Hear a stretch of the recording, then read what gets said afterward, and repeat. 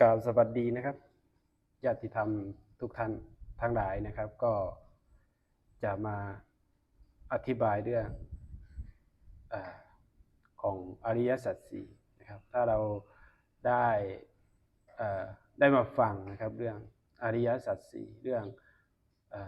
เหตุของทุกข์นะครับและก็ข้อที่สองก็คือสมุทัยก็คือความทุกข์ที่ควบคุมจิตใจของสัตว์โลกนะครับข้อที่สองจะจะพูดเรื่องเหตุของทุกข์นะครับแล้วข้อที่สองก็คือสมุทัยนิโรธมรรคนะครับก็ข้าพเจ้าก็ได้พูดเรื่องธรรมะให้เป็นข้อคิดแล้วก็ไตร่ตรองแล้วก็ไปทบทวนนะครับเพื่อจะได้รู้ว่ากิเลสเกิดเพราะเหตุปัจจัยอย่างใดและกิเลสและความอยากทั้งหลายนี่ตัณหาทั้งหลายจะสิ้นไปด้วยเหตุปัจจัยอย่างใดก็อธิบายให้เราได้รู้นะครับ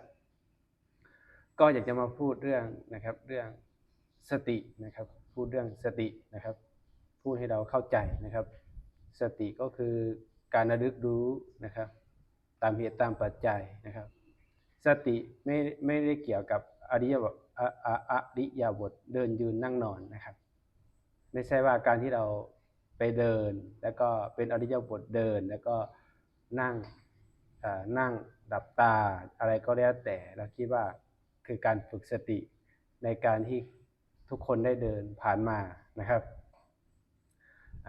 ก็คิดว่านั่นคือสตินะครับเดินรู้ว่าเดินนั่งรู้ว่านั่งยืนรู้ว่ายืนนะครับแล้วก็คิดรู้ว่าคิดหรือว่าจะเป็นการจับนู่นจับนี่หรือว่าเป็นการนั่งรถแล้วก็จับพวงมาลัยก็รู้ตัวนี่คือสติก็ไม่ได้ผิดนะครับก็มันเป็นเรียกว่าสติแบบทางโลกเนาะเป็นแบบสัญชาตญาณของมนุษย์ลักษณะนั้นนะครับเหมือนเราคิดว่านี่คือการมีสติคือการที่เราจับพวงมาลัยรถขับรถอยู่นะครับก็คิดว่านี่คือมีสตินะครับถ้าไม่มีสติก็จะไปเสี่ยวชนคนอื่นนะครับอันนี้คือสติแบบมนุษย์ทั่วไปเขาเข้าใจกันแล้วก็ใช้เป็นชีวิตในทางโลกนะครับแต่สติที่แท้จริงไม่ว่าท่านจะขับรถหรือท่านจะเข้าไปในวัดหรือว่าท่านจะไปนั่งทำกรรมฐานวิปัสสนานะครับหรือว่าท่านจะไปทำกิจดังใดนะครับไม่ว่าเราจะไปสู่วิเวกอะไรก็แล้วแต่ถ้าคำว่าสติคือสิ่งที่ดีงามนะครับพูดให้เราเข้าใจพูดให้ผู้ที่เขาไม่ได้ไปปฏิบัติหรือว่าเขาอยู่บ้านแต่เขาฟังธรรมะหรือว่าเขาศึกษาหรือว่าเขาเรียนรู้เรื่องปริยัติบ้างเรื่องพระสูตรบ้างเรื่องเกี่ยวกับคำสอนองค์พระสัมมาสัมพุทธเจ้าเขาจะได้รู้นะครับว่าสติคือสิ่งที่ดีงามนะครับคำว่าสตินะยังไม่ได้เกี่ยวกับอริยบทนะครับอริยบทคือแค่มาประกอบนะครับแต่สติจริงๆไม่ว่าท่านจะอยู่ที่ใดนะครับอยู่สถานที่ใดท่านจะอยู่ในขณะใดนะครับถ้าสติเกิดต้องเป็นจิตที่ดีงามเกิดกับจิตอย่างนี้นะสติแต่ต้องได้ฟังนะครับถ้าไม่ฟังก็ไม่รู้สติเกิดก็ไม่รู้นะเราก็คิดว่าการที่เรารู้ตัวนะครับเราจะเช่นทำอะไรก็ได้เกี่ยวกับการรู้ตัวอยู่จะเป็นการจับเครื่องไม้เครื่องมือนะครับจับราวผ้าจับสิ่งของต่างๆเราก็คิดว่านี่คือมีสติและมีสัมปชัญญะอยู่ตลอดเวลาผมเคยเดินมาตรงนี้นะเมื่อรู้แล้วสิ่งที่เราทำทั้งหมดนี้มันไม่ได้ผิดหรอกนะครับมันไม่ได้ผิดแล้วมันก็ไม่ไปเดือดร้อนกับโลกด้วยแต่เราไม่รู้ว่าสติที่แท้จริงคือการที่ประกอบกับจิตนะครับก็จะมีความรู้ที่เป็นการระลึกนะครับจู่ๆเรายังไม่ทำอริยบทอะไรเรานั่งหรือว่าเรากำลังทำการบ้านอยู่สติระลึกถึงพระรัตนตรัยสติระลึกถึงพระธรรมคำสอนนะครับระลึกถึงภูมิปัญญาคุณขององค์พระสัมมาสัมพุทธเจ้าทำให้ใจฟูนี่คือสตินะครับ อริยบทนั้นเป็นสิ่งที่ประกอบของมนุษย์ที่ต้องมีนะครับสี่อริยบทนะครับแต่การรู้ความจริงแล้วมาฟังอาจารย์แล้วก็ไปเดินก็ได้ไปนั่งก็ได้ไปทำอะไรก็ได้แต่ต้องรู้ว่าสติมันไม่ใช่เกี่ยวกับการที่เราว่านี่เราฝึกสติเพื่อจะให้สติเกิดอันนั้นมันเป็นเหมือนทางโลกอยู่นะครับแต่เรารู้สติในพุทธศาสนานะครับสติในพุทธศาสนาเปรียบว่าการประกอบกับจิตเป็นสิ่งที่ดีงามนะครับเมื่อตรงข้ามกับฝ่ายอกุศลนะครับเราต้องรู้นะครับตรงข้ามกับกิเลสตรงข้ามกับฝ่ายอกุศลนะครับนี่เดี๋ยวเราจะรู้ว่าธรรมะทั้งหลายที่เราศึกษาว่าไปฟังธรรมะหรือว่าเข้าใจธรรมะนี่เขาเรียกว่าธรรมชาติของสติหรือว่าเป็นธรรมะที่เกิดเพราะเหตุปัจจัยนะครับในด้านคุณงามความดีก็จะเป็นจิตกุศลในขณะชั่วขณะนั้นมีสติเกิดระลึกกุศลก็เกิดและก็จะมีฝ่ายปัญญาก็จะเกิดตามทำให้รู้ว่าโอ้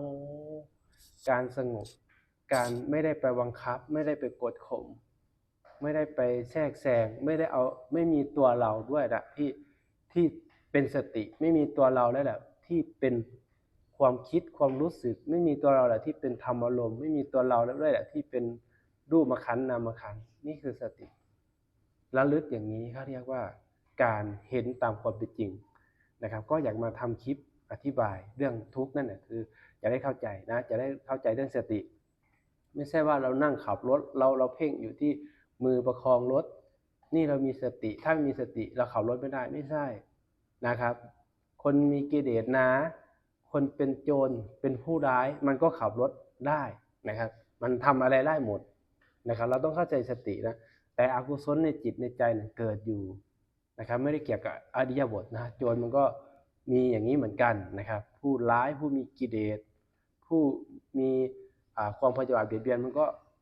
ทำเหมือนเราเหมือนกันนะครับการเดินการนั่งแต่อกุศลในจิตนะมันเกิดมันถึงไม่รู้ตัวนะครับเราจะได้เข้าใจแต่ถ้ารู้แล้วไปเดินเป็นนั่งไปทำอะไรทำกิจอะไรก็จะเข้าใจเรื่องสตินะครับสติคือการระลึกรู้ถึงมรณานุสติระลึกถึงความตายก็คือตัวสตินี้เป็นธาตุอย่างใดอย่างหนึ่งที่พระพุทธเจ้าแสดงเรื่องธาตุนะประกอบอยู่นะครับที่จะทำให้กิเลสนี้ลดน้อยถอยลงเนาะอันนี้คือสตินะครับเมื่อก่อนผมไม่เข้าใจคิดว่าตัวเองจะไปทำสติไปฝึกเพื่อจะมีสติเพื่อจะฆ่ากิเลสผมถือว่าหยุดรบกับกิเลสแล้วทีนี้เราไม่ต้องพยายามที่จะเอาความรู้หรือเอาสตินี้มาต่อสู้กับสภาวะธรรมถ้าเรารู้ว่ามันเป็นสภาวะธรรมนะครับทุกเป็นสภาวะธรรมอย่างหนึ่งนะครับเป็นธรรมะเกิดขึ้นตั้งอยู่ได้ดับไปนะครับผมพูดเรื่องทุกข้อที่พระพุทธเจ้าว่าให้เอาปัญญาหรือสตินี้ระลึกรู้ทุกข้อที่นี้เป็นทุกที่ในพุทธศาสนาสอนมากที่สุดนะครับแต่ทุกในทั่วไปนะครับทุกจากการเจ็บใกล้ได้ป่วยทุกจากการพัดผ้าทุกจากการไม่ได้ดั่งใจทุกในทั่วไปทุกจากการเสียของที่รักอันนี้ทุกคือข้อที่2นะครับมันมาเชื่อมโยงมาจากข้อที่1เพราะความไม่รู้นะครับก็จะมาอธิบายเรื่องทุกนี้ผมจะพูดธรรมะแบบนี้ให้คนจนเขาค่อยๆละการสะสมอวิชชานั้นกิเลสนั้นลดไปโดยที่ไม่มีตัวตนเรามาจัดการแต่จะมีสติปัญญาจากการได้ยินได้ฟังนะครับเรื่องสติก็โอเคไปเนาะทีนี้มาพูดเรื่องทุกข์นะครับทีนี้เรื่องทุกข์เราจะไม่เดือดร้อนกับความทุกข์เลยเราจะไม่เอาตัวเรามาเป็นศูนย์กลางของความทุกข์ทั้งสิ้นถ้าใครได้ยินได้ฟังนะครับท่านต้องการหลุดพ้นท่านต้องการทางดีกออกหลุดออกจากสังสารวัฏท่านควรฟังคลิปนี้นะครับท่านจะไม่ต้องเพิ่มเติมตัวเราเนี่ยไปในขันธ์5นะครับอย่าเพิ่มเติมความเราไปในสภาวะธรรมเราจะได้รู้ว่าสภาวะธรรมหรือธรรมชาติหรือจิตจะเรียกว่าสังขารแล้วก็พูดรวมๆมันก็ขันธ์5นะครับจิตกับกายหรือพูดอีกไปก็คืออาการของจิตในภาษา วาดีบางท่านเขาก็เรียกเจตสิกแปลความหมายย่อๆอธิบายที่มันเกิดประกอบกับจิตนะครับผมไม่ต้องไปนั่งบรรยายแบบนั้นนะครับผมทำให้ท่านถึงที่สุดแล้วนะครับแล้วก็เป็นสิ่งที่พูดตรงต่อสัจธรรมต่อความจริงนะครับความจริงเปลี่ยนแปลงไม่ได้อย่าไปเปลี่ยนแปลงธรรมะนะอย่าไปเปลี่ยนแปลงธรรมชาติให้มันเป็นดั่งใจเราถ้าเราเรียนรู้และเข้าใจที่เรียกว่าธรรมะไปฟังธรรมะไปศึกษาธรรมะนี่ธรรมะคืออะไรธรรมะคือขันธ์ห้านี่ธรรมะคือการเกิดปรากฏทั้งอายตนะนี่แหละเห็นได้ยินได้กลิ่นลิ้มรสสัมผัสนึกคิดปรุงแต่งธรรมอารมณ์นี่คือธรรมะมีทั้งฝ่ายกุศลและอกุศลนะครับมีทั้งรักโลภโกรธเกลียดนะครับมีทั้งสติมีทั้งปัญญานะครับมีทั้งความเมตตาเนี่ยคือจัดอยู่ในธรรมะนะครับถ้าธรรมะฝ่ายอกุศลเกิดธรรมะฝ่ายดีจะไม่เกิดก็แสดงว่าสติไม่เกิดถ้ามีการระลึกและสติเกิดธรรมะฝ่ายอกุศลก็จะค่อยๆดับไปสลับกันในแต่ละวันนี่คือเหตุปัจจัยของธรรมะที่มีการเรียกว่าสืบต่อกันในแต่ละวันมีการเกิดขึ้นตั้งอยู่แล้วก็หลับไปคือทุกข้อที่แรกทุกข้อแรกจะไม่ได้เป็นทุกข์ของใครแต่เป็นทุกข์สัจจะที่ไม่มีใครเปลี่ยนแปลงได้คือทุกข้อแรกฟังให้ดีทุกข้อแรกไม่ได้เป็นของใครเป็นทุกข์สัจจะเป็นทุกข์ที่มีเหตุมีปัจจัยแล้วคือทุกข์ตัวนี้คือความเป็นอนิจจังคือความแตกดับไม่ว่าจะความสุขความทุกข์แม้แต่ความทุกข์ก็จะมีทุกข้อแรกนี้เข้าไปเรียกว่าเข้าไปอะไรครับเข้าไปเรียกว่าเข้าไปลุกลามไปนะครับมันไม่ใช่ลุกลามไปแค่ไอ้ความสุขที่เป็นความสุขทางใจอย่างเดียวนะที่มันไม่เที่ยงไอ้ความทุกข์ในข้อที่สองเขาเรียกว่าไอ้ตัวตัณหาเนี่ยก็จะมีความทุกข์ข้อแรกนี้ลุกลามเข้าไปเราจะได้ไม่ต้องไปเดือดร้อนกับกิเลสตัณหานะครับจับให้ได้ว่าทุกข้อแรกมันเป็นทุกข์ของอริยสัจคือทุกสัจจะข้อแรกถ้าใครได้เรียนรู้ทุกตัวนี้เป็นทุกที่ลึกซึ้งไม่ใช่ทุกที่เรากันว่าเกิดในนรกก็เป็นทุกเหมือนกันก็หนีไม่พ้นทุกข้อแรกเกิดเป็นเทวดาเกิดเป็นพรหมเกิดเป็นมนุษย์เกิดเป็นเปรตเป็นสัตว์เดรัจฉานก็จะมีทุกข้อแรกนี้เข้าไปลุกลามเข้าไปลุกลามหมายถึงว่าเป็นกฎของเขาเลยตายตัวนะครับเพื่อเป็นความเป็นอนิจจังเพื่อจะหมุนให้เป็นตกนรกก็ไม่เที่ยงเป็นเทวดาก็ไม่เที่ยงเป็นพรหมก็ไม่เที่ยงเป็นมนุษย์ก็ไม่เที่ยงเป็นเปรตเป็นสัตว์เดรัจฉานก็ไม่เที่ยงแต่ต้องเสวยอารมณ์ความทุกข์นั้นนะครับจากข้อที่2คือตัวตัณหาทุกข้อแรกเป็นทุกสัจจะยังไม่เป็นของใครทุกข้อที่2ในสมุทัยเริ่มจะเป็นของกูของตัวกูและมีจิตกูทุกข์และสิ่งเหล่านี้เกิดขึ้นแล้วมันไม่อยู่เหมือนเดิมเป็นของกูทุกข์และนี่คือทุกข์ตัวที่2มันเชื่อมโยงอย่างนี้ถ้ารู้ข้อที่1ข้อที่2จะค่อยๆถูกล้าไปแต่ข้อที่1เนี้ยล้าไม่ได้นะครับเป็นญาลีของพระอริยเจ้าคือทุกข์ที่1คือควรให้เรียนรู้ทุกข์ตัวนี้คือทุกข์ที่เป็นสิ่งที่ลึกซึ้งในพุทธศาสนาที่ไม่มีใครพูดกันเราจะพูดกันในข้อที่2กับการเวียนว่ายตายเกิดกับความไม่เที่ยงในอย่างเช่นเวทนาแม้แต่มีเวทนาเป็นทุกข์ของเวทนาก็จะมีตัวทุกข้อได้อย่างนี้มันมาจากข้อแรกมันถึงจะเกิดเวทนาอะไรก็ได้แต่มันมาจากข้อแรกถ้ารู้ว่าข้อแรกเป็นตัวทุกข์สัจจะที่เปลี่ยนแปลงไม่ได้เลยทุกตัวที่2ที่มันเป็นจิตเราทุกข์หรือว่าจิตกูทุกข์มีตัวกูของกูคือตัวที่2นะครับทำให้ที่จะมาครอบคลุมทุกนี้จะเกิดครอบคลุมสันโลกให้ตกภายใต้ทุกข์อีกทุกข์เพราะไม่อยากทุกข์จากข้อแรกคือข้อที่2เข้าใจไหมเกิดทุกข์เพราะว่าเห็นข้อแรกนั้นมันไม่ยั่งยืนเลยเป็นทุกข์มันมีตัวกูทุกข์มีจิตเราทุกข์เนี่ยมันทุกข์มันมาอย่างนี้นะแล้วมันถึงมีขบวนการทำเหตุปัจจัยในพ้นแห่งกรรมไม่ต้องไปพูดถึงเราทุกข์ในนรกทุกข์ในนรกก็จะมีทุกข์ข้อแรกนี้ลุกลามเข้าไปเป็นเทวดาก็จะมีข้อแรกลุกลามเข้าไปคือกฎอนิจจังคือข้อแรกคือความทุกข์ข้อแรกนี้คือทุกข์เป็นสัจจะ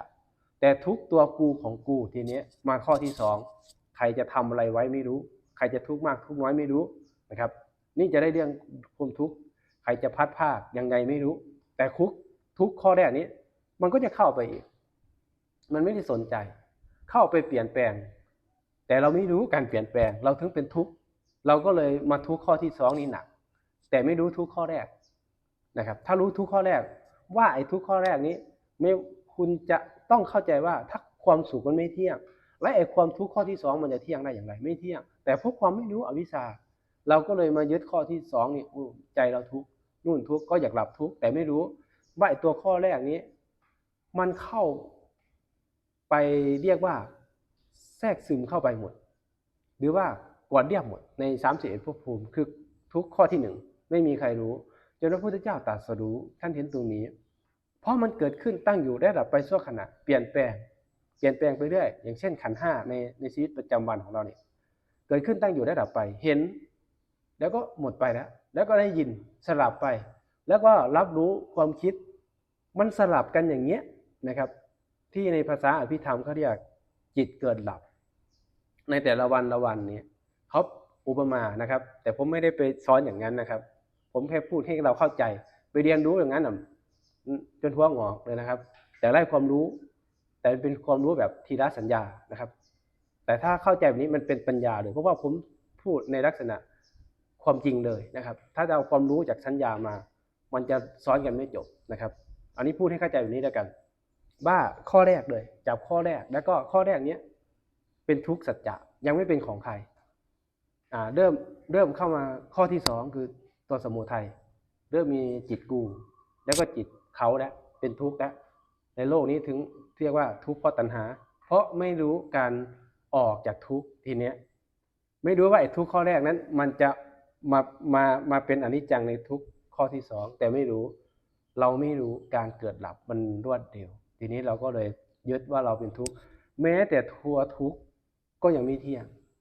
ความสุขจะเที่ยงได้อย่างไรแล้วเราแสวงหาความสุขกันมันก็ถูกหลอกเราแสวงหาความเที่ยงกันมันก็ถูกหลอกอะไรก็ได้แต่เข้ามาในอาณาเขตของสังสารวัฏนี้มาเกิดในสังสารวัฏนี้ที่เรียกว่าหลงผิดก็ดีที่ว่าไม่รู้ก็ดีท่านไม่มีสิทธิ์ครอบครองอะไรได้ถาวรมันมีรอยขีดอยู่แล้วนะครับปิดกั้นกับนิพพานอยู่แล้วถ้าจิตสัตว์โลกใดมาอยากถือครองในสังสารวัฏนี้ถือครองรูปถือครองนามถือครองทรัพย์สมบัติแค่ชั่วคราวถ้าคนโลกนะท่านไม่มีสิทธิ์ที่จะครอบครองไม่มีสิทธิ์ด้วยนะครับถ้าใครรู้ความจริงว่าเราไม่มีสิทธิ์ที่จะครอบครองอะไรในโลกใบนี้เราจะอิสระจิตจะอิสระเอาไปเจริญให้ได้นะครับผมอธิบายเรื่องสติแล้วถ้าใครให้ควรอย่างนี้น้อมพิจารณาอย่างนี้นั่นแหละคือสติเกิดไม่ได้เกี่ยวกับอริยบทแต่มันจะเกิดประกอบกับอริยบทที่เราเดินเรานั่งมีสติเราลึกรู้อย่างเงี้ยไม่ได้เกี่ยวกับการที่เราไปฝึกมันถึงจะเกิดสติจู่ๆขับรถไปจิตอกุศลเกิดคิดลามกแต่ก็รู้ตัวว่าขับรถไม่สนใครนะไม่เพลินชนใครแต่ประกอบอยู่แต่ทางจิตอกุศลเกิดเห็นไหมเมื่อเกิดแล้วเป็นอะไรครับอยากจะไปผลักไสแล้วก็ถ้าไม่ผลักไสก็ไร้ตามไปคิดต่อเห็นไหมมี2อย่างผลักไสได้ตามผลักไสได้ตามถ้ารู้ว่านี่เนี่ยคือธรรมะเกิดหรือว่าเรียกว่าตามเหตุตามปัจจัยไม่มีใครกระทำไม่มีไส้ของเรามันไม่ใช่ตัวตนของเราอย่าเอาสภาวะธรรมมาเป็นตัวเราแล้วก็อย่าหลงไปยึดเอาธรรมะว่าเป็นตัวเราผมสอนให้ท่านเข้าใจทีนี้บางคนบอกว่าถ้านั้นก็ปล่อยให้กิเลสมันเป็นไฟเผาละสิมันไม่ได้เกี่ยวมันนั้นเพราะปัญญามีฉะนั้นจะเรียกว่าสติระลึกรู้นะครับเมื่อสติระลึกรู้เท่าทันสิ่งเหล่านี้มันก็ไม่ใช่ว่ามันจะจางคายไปทีเดียวแม้แต่พระอรหันต์ท่านก็ค่อยเรียนรู้มันนะครับแต่ท่านไม่เข้าไปว่าไปอย่าเกิดนะถ้าเกิดนี้เป็นอวายนะไม่ใช่เรื่องอวายมันเป็นการที่กิเลสทั้งหลายนี่มันเกิดเพื่อปรากฏเพื่อให้เรียนรู้ถ้าไม่มีกิเลสนิพพานก็จะไม่ปรากฏถ้าไม่มีทุกข์นิพพานก็ไม่ปรากฏทุกสิ่งทุกอย่างทุกข์หรือกิเลสนี้มันเกิดมาเพื่อเรียนรู้1ไปทำตามคุณก็ตกไปอบาย2เราไม่ได้ทำตามแค่รู้แล้วก็เรียกว่านี่เป็นธรรมะเกิดแล้วตามเหตุตามปัจจัยเดือดร้อนไหมครับอาจารย์ไม่เดือดร้อนแล้วตั้งแต่เข้าใจธรรมะนี่แม้แต่ความทุกข์แม้แต่สิ่งต่างๆที่เกิดปรากฏเพราะว่ามันมีอายตนะผัสสะ มันเกิดผมบอกมันเกิดเพราะมีจิตโลกนี้ทุกอย่างมันก็เกิดปรากฏนะครับมันเกิดปรากฏเพราะมีจิตเกิดนะครับถ้าจิตไม่เกิดนะครับโลกนี้มันก็มืดลองไปพิจารณานะครับถ้าท่านเห็นโลกนี้ยังสว่างอยู่ยังมีธรรมชาติสวยงามอยู่นั่นแหละความติดข้องของโลภะวันไรที่เอาสิ่งที่อาจารย์ได้สอนเอาตรงนี้ไปประกอบเราจะทำเวลาว่างๆเราลึกว่าอาจารย์เปรียบว่าจับความมืดให้ได้ความมืดคือความว่างนะไม่ใช่ว่างแบบโบเวนะความว่างของนิพพานนี่คือความดับสนิทดับของจิตดับของกิเลสนะครับตอนนี้มันยังไม่ดับเรารู้ไปว่านิพพานจะเป็นอย่างนั้นจับสภาวะนี้ให้ได้เราจะได้รู้ว่าการเกิดมีเหตุใดกิเลสตัณหาเกิดเพราะเหตุปัจจัยอย่างไรเมื่อเห็นโลกนี้สว่างสวยงามเขาเรียกสุภานิมิตนิมิตคือความสวยความงามไม่ว่ารูปรสกลิ่นเสียงหรือว่าต้นไม้ใบหญ้าหลอกไม้ที่สร้างขึ้นมาจากธรรมชาติหรือว่าสร้างขึ้นมาจากเครื่องมือมนุษย์นิมิตตะคือเนี่ยโลกนี้ปรากฏทางตาเกิดแล้วพอใจไหมครับแต่ก็ไม่รู้ว่าเป็นทุกข์อีกนะเกิดขึ้นมาชั่วขณะเดียวเห็นแค่ชั่วขณะเดียวทุกข์ไหมทุกข์สิทุกข์ข้อสองเป็นทุกข์อยากได้และทุกข์ในตัวมันเองคือความไม่เที่ยงนี่มันเป็นอย่างนี้เหตุปัจจัยเป็นอย่างนี้ฟังให้เข้าใจข้อสองทุกข์เพราะอยากได้ข้อแรกทุกข์โดยสัจจะไม่เป็นของใครโดยตัวของมันเองเกิดขึ้นมาแล้วก็สลายไปแล้วก็ไปได้ยินก็หลงแล้วก็ไปคิดนึกเนี่ยมันสลับกันอยู่ตลอดทุกขณะมีการเกิดดับรวดเร็วเป็นสภาวะธรรมทั้งหมดเป็นธรรมะเป็นอนัตตาทั้งหมดไม่ใช่เราอย่าไปยึดสภาวะนี้มาเป็นเราแล้วก็อย่าไปคิดว่าจะไปศึกษาหรือว่าจะไปฝึกสติเพื่อจะมาต่อสู้กับสภาวะธรรมอย่าไปทำนะครับอย่าไปทำถ้ารู้ว่าเป็นธรรมะเป็นสภาวะธรรมนี่แหละคือผู้ที่ลบด้วยความสงบนะครับแต่ไม่ใช่ว่าอย่างที่ผมบอกอยากจะไปลบกับกิเลสมันไม่มีที่สิ้นสุดหรอกวันไรที่เราหยุดลบกับมันปัญญาจะเกิดวันใดที่เห็นโลกนี้มืดโลกนี้ว่างมืดกับว่างอันเดียวกันผมอุปมาให้ฟังวันไรที่เราเห็นโลกนี้สว่างความยึดมั่นมันเกิดเพราะว่าเราอยากมาเกิดอีกแล้วในโลกนี้อยากมาเป็นนายกนายขอีกแล้วอยากจะมาไล่สิ่งนี้อีกแล้วรูปรสกลิ่นเสียงอีกแล้วแต่พระอริยเจ้านี้ท่านเห็นโลกนี้มืดท่านเห็นโลกนี้ว่างเปล่าเหมือนเราชั่วขณะหลับตาอาจารย์จะเอาให้ท่านไปสอนไปฝึกเป็นแนวร่วมด้วยกับตรงนี้นะทุกข์จะเข้าไม่ถึงกิเลสจะเข้าไม่ถึงต่อไปอาสวะกิเลสจะค่อยๆถอยไปแค่ท่านชั่วขณะท่านหลับตาชั่วขณะเดียวนะครับท่านอย่าเอาความคิดมาตัดสินชั่วขณะเดียวสิ่งที่ท่านเคยเห็นว่าเป็นมือมันพร้อมกันกับสิ่งภายนอกน่ะเราจะได้เห็นความจริงชั่วขณะท่านหลับตาผมอยากให้ท่านไปจับความว่างนี้หรือความมืดนี้เอาไปทำก่อนฝึกให้ชินเพราะทางกิเลสมันพาเราไปในทางตาทางหูที่มันมีรูปรสกลิ่นเสียงปรากฏเขาเรียกนิมิตตะนิมิตคือสุภานิมิตถ้าเอาตัวนี้ไปฝึกบ่อยๆแค่ชั่วขณะท่านหลับตาแม้แต่กายท่านที่เป็นสิ่งนู้นสิ่งนี้ยังไม่ปรากฏอย่าพูดแต่เรื่องภายนอกก็ไม่ปรากฏมันจะทำให้จิตนี้เกิดปัญญาเมื่อเห็นโลกนี้มืดปัญญาจะเกิดเมื่อเห็นโลกนี้สว่างปัญญาจะมืดสิเพราะว่าถูกมุนขังเขาเรียกมุนขังมุนของอวิชชามันขังเราไว้ให้เป็นการหลับไหลไม่ตื่นนอนก็นอนหลับไหลตื่นขึ้นมาก็ยังหลับไหลอีกหลับไหลไปกับความคิดหลับไหลไปกับความไม่มีตัวตนอยู่จริงธรรมะเป็นสิ่งที่มีจริงแต่ตัวเราไม่มีจริงผมอยากให้ท่านไปจับตรงนี้นะครับอุปมาอาจารย์เปรียบเทียบอายตนะคือการพระพุทธเจ้าเหตุปัจจัยเพราะมีตาแล้วรูปแล้วมีวิญญาณทางตาพระพุทธเจ้าอุปมาอย่างนี้แต่ยังมีใครตีโจทย์ได้แล้วพระพุทธเจ้าเปรียบเทียบว่าอานนท์โลกนี้มืดโลกนี้ว่างท่านบอกถ้าอาจารย์เปรียบเทียบข้างหลังท่านไม่มีอายตนะอันนี้พูดส่องทวารทางตามีการเกิดไหมครับทางตาทางหลังนะแต่ทางตานี้เกิดพระพุทธเจ้าเพราะเหตุปัจจัยมีตา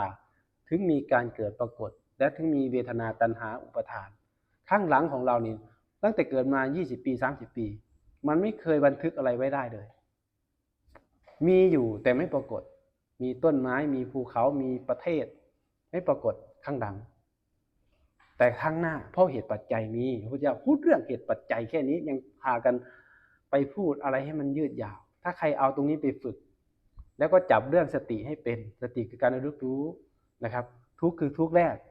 เวลาเกิดทุกข์เกิดอะไรก็แล้วแต่ทุกข์แรกเขาจะเข้ามาจัดการเองเพราะมันไม่เที่ยงเราอย่าเพิ่งไปละนะมันเกิดแล้วละนะละความไม่เที่ยงละไม่ได้เกิดแล้วหลับแล้วละอะไรได้เกิดแล้วก็หลับไปแล้วจะไปละอะไรเกิดแล้วดับแล้วละอะไรมีแต่ปัญญากับการฟังนี้ไม่ต้องเอาตัวตนไปละไปดับหรอกเพราะมันเกิดแล้วมันก็หลับไปแล้วชั่วขณะเกิดเหมือนเสียงดังอย่างนี้ตลอดเกิดแล้วหลับแล้วละอะไรเกิดแล้วหมดไปแล้วเพราะความไม่รู้เนี่ยถึงเชื่อมโยงมาเป็นตัวตัณหาจะมีจิตเราข้อที่สองแต่ตัวแรกไม่มีใครรู้ว่ามันเข้าไปทุกขบวนการขันธ์ห้าอยู่ไหนอนิจจังเข้าไปหมดความทุกข์เข้าไปหมดรู้อย่างนี้เลยกันเพราะเราทุกข์เพราะความไม่รู้ข้อที่สองของเราเราแก้ข้อที่สองไม่ได้พระพุทธเจ้าบอกว่าตัวนี้ถ้าไม่รู้ข้อที่หนึ่งนะตัวที่สองก็ไม่มีทางนะครับมันไม่ใช่ทุกข์แบบหิวไม่ใช่ทุกข์ร่างกายไม่ใช่ทุกข์ความพัดผ้าเพราะไอ้ตัวทุกข์ตรงนี้มันมาจากข้อที่หนึ่งถ้ารู้ข้อที่หนึ่งมันจบเลยนะครับเพราะว่าข้อที่หนึ่งมันเป็นความไม่เที่ยงไม่ว่ามันไม่ดำเอียงหรอกไม่ว่าท่านจะมีความสุขความทุกข์มันเป็นอนิจจังเข้าไปลุกลามไปถึงหมดไปตั้งแต่พรหมเทวดาไปหมดไอ้ตัวข้อแรกเนี้ยถึงเรียกว่าทุกข์สัจจะนรกมันก็ไปแต่มันก็สืบต่อเหมือนพบมนุษย์ได้แล้วก็ไม่รู้เอาตัวที่อาจารย์ไปจะรู้ว่าถ้าท่านทำอย่างนี้ซ้ำๆท่านรู้ว่าโลกนี้ไม่ปรากฏมันจะทำให้กิเลสเกิดไม่ได้เราจะหลงรูปรสกลิ่นเสียงไม่ได้ไม่ว่าจะทางเสียงเหมือนกันมันก็เหมือนทางตาแหละมันมืดอย่างนี้มันหลับแบบนี้นิพพานอันนี้ผมพูดเปิดแจ้งแล้วเราจะได้ไม่ต้องไปถกเถียงเรื่องความว่างยังไงความว่างมันจะว่างแบบนี้แหละเมื่อจิตไม่มีการปฏิสนธิไม่มีเชื้อกิเลสไม่มีพวกเจตสิกฝ่ายอกุศลหรือกุศลมันจะหลับแบบนี้เราทำให้เกิด 50%เมื่อถึงเวลาตายมันจะเต็ม 100%ทำแบบนี้ให้สิ้นแค่ท่านแค่หลับตาชั่วขณะเดียวนี้ตัวท่านมันยังไม่ปรากฏเลยแล้วคนในครอบครัวเรามันก็เหมือนอย่างนี้แหละเพราะมีอายตนะถึงมีผัสสะแล้วก็มีตาแล้วก็มีรูปมีวิญญาณเกิด